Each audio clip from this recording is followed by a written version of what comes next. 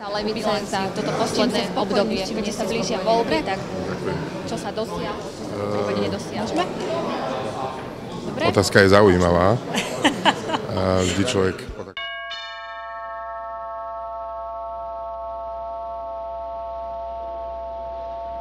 Pôvodne bol program veľmi bohatý a bol som prekvapený, že je toľko záujemcov zrazu o kúpy a predaj pozemkov, hlavne o odkúpenie od mesta.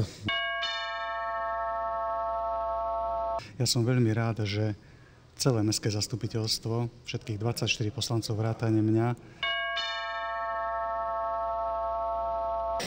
slovami básnika povedané, že predkladať návrhy a teda sviniam perly hádzať, nechcem nikoho uraziť, berte to len ako obrazne. Je koncepcia parkovania, ktorá sa takisto nedoriešila v tomto období, ktorá je síce pripravená, ale asi sa... Tie ostatné veci, ktoré sú možno menšieho významu, sa nám darili viacej. Toto volebné obdobie pre mňa znamená jednu veľkú skúsenosť.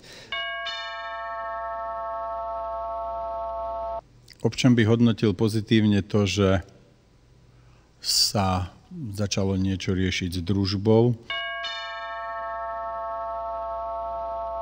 Svojím spôsobom toto volebné obdobie bolo obdobím takej určitej stagnácie. Určite sa podarili veci, ale